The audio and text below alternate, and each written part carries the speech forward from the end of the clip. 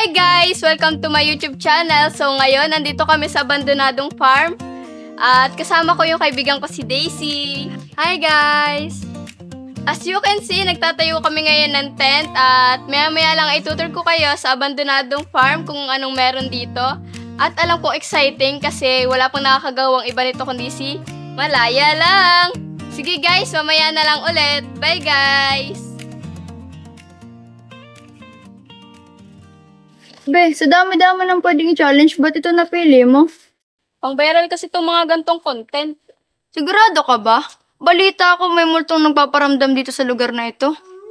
Alam mo Daisy, multo lang yan. Mas matakot ka sa buhay. Tara na nga, ayusin na nga natin itong tent na matapos na tayo.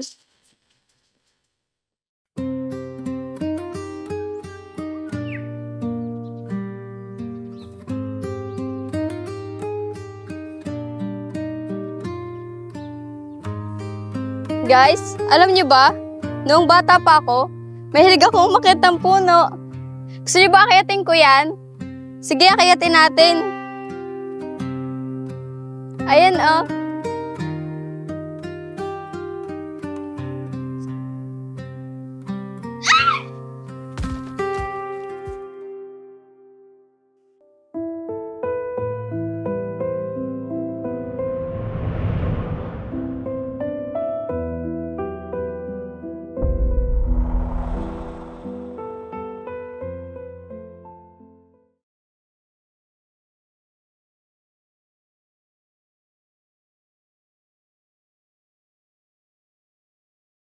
Oh, Malaya, gising ka na pala. Okay ka lang ba?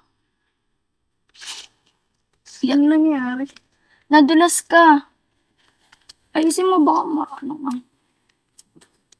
May lalaking dumungo sa akin kanina bago ako mawala ng malay. Nakita mo ba siya? Ano ka ba? Walang ibang tao dito, tayo lang dalawa. Baka guni-guni mo lang yun dahil sa pagkadulas mo. Malaya, umuwi na lang tayo at magpahinga ka na lang. Hindi pwede. Kailangan nating tapusin yung challenge. Sayang naman yung sinimulan natin. Malaya kung itutuloy mo ito, makakabay ito kay tita. Sayang naman. Sige na nga. Huwag mo lang isusumbong kay mama.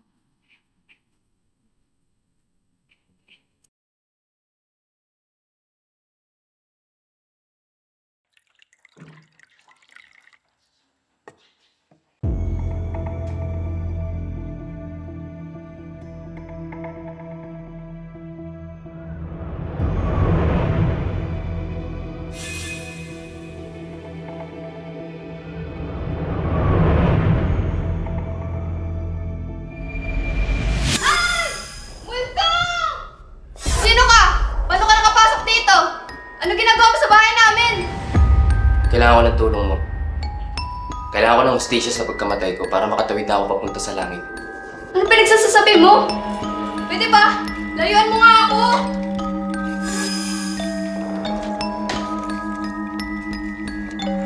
Kahit saan ka magpunta, kaya-kaya ko itong sundan. Tsaka, ikaw naman itong una ng gambala sa akin sa abandonadong farm. Ano bang ginagawa mo doon? Bakit ka nagbibideo? Nagbablog para magkaroon ng views, sumikat, tsaka kumita ng pera.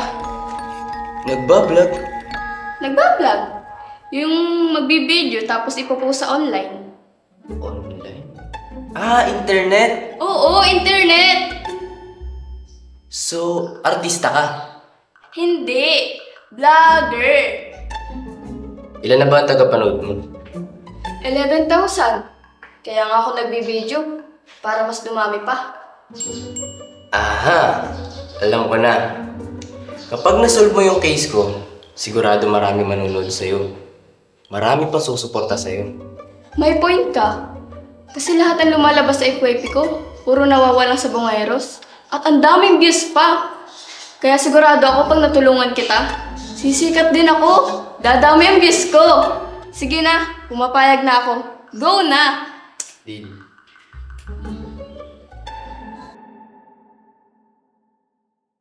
Hi guys! Ngayon, nandito tayo sa abandoned farm. Ang sabi-sabi, meron daw multong pagala-gala sa lugar na to. At yun ang aalamin natin ngayon. Pero, kung totoo man na may multo rito, ano kaya ang dahilan ng pagkamatay niya? Kaya guys, stay tuned for more updates. Bye-bye!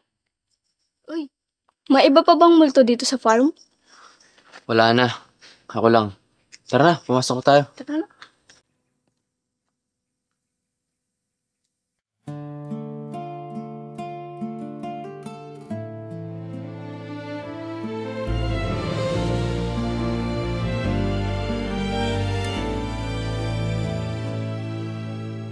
Dito kami magtatagpo ng kasintahan ko. Nang biglang may bumaril sa akin. Pwede bang umalis tayo dito? Bakit? May problema ba? Naiihi kasi ako. Sige.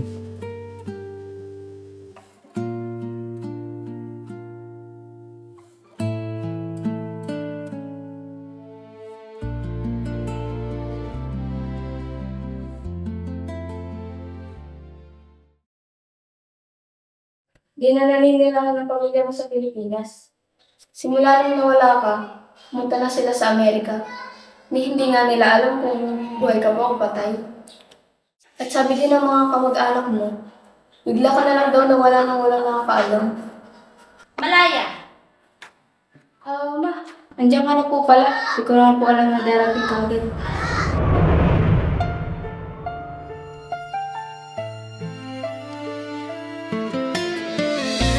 Bitina!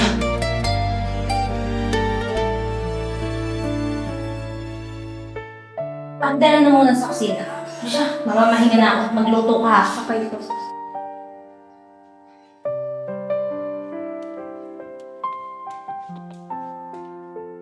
Kilala mo ba yung mama ko? Kasi narinig ko, binanggit mo yung pangalan niya. Siya ang kasintahan na nakakatagpoy ko nung araw na pinatay ako. Ano?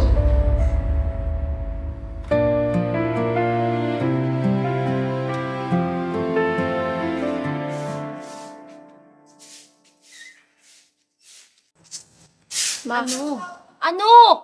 pwede po ba magtanong? Alam mo nang may ginagawa ko dito, di ba? Wala akong panahon para sagutin ang mga tanong mo.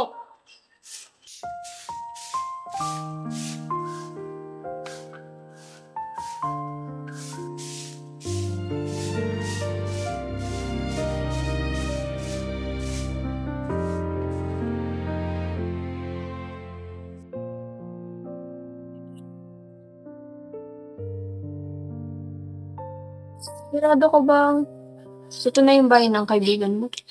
Oo, sigurado ako. Sana dito pa sila nakatira. Tao po.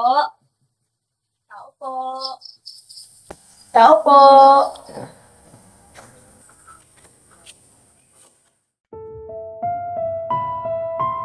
Ano bang kailangan nila?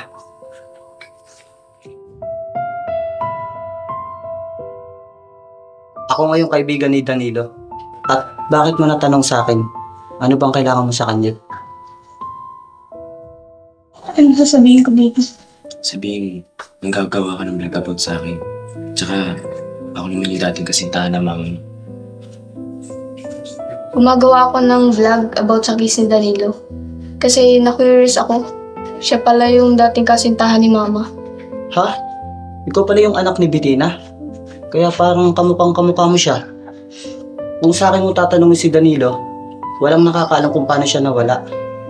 Ang alam ko lang, noong araw na nawala siya, makikipagkita sana siya kay Bitina.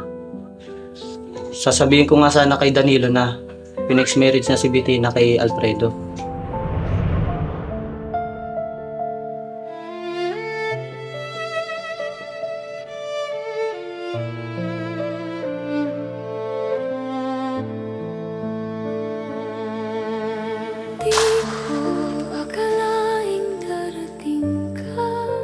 Bakit bigla ka na lang nawala simula nung nalaman mong i-Phoenix marriage si Mama kay Papa? Ang tagal ko nag-aantay sa tagpuan. Kaya nga siguro hindi siya nakarating dahil hindi niya ako pinaglabas sa magulang niya eh. Baka kaya ganun na lamang ang pakikitungo sa akin ni Mama. Dahil anak ako ng taong hindi naman niya mahal.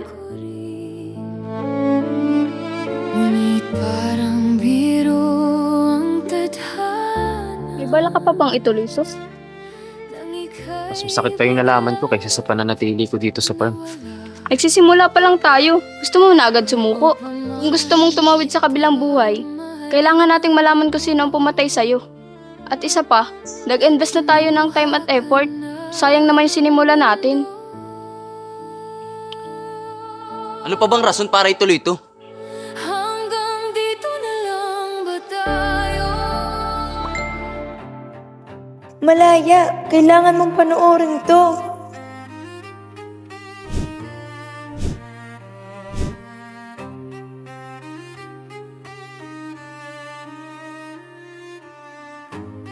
Nandito ako sa dilim ng alaala, nagmamasid kahit di mo na makita. Hawak ko pa rin yung pangakong binitiwan mo kahit wala na ako.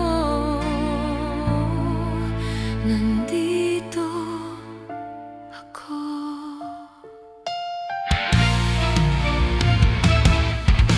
Ang bawat araw parang walang hanggan, sa pag-asang ika'y darating pa. Ngunit ang tadhana kay lupit ng biro, dahil ako'y iniwan sa dulo ng mundo. Tinig mo'y hangin na lang sa aking tabi, pagmamahal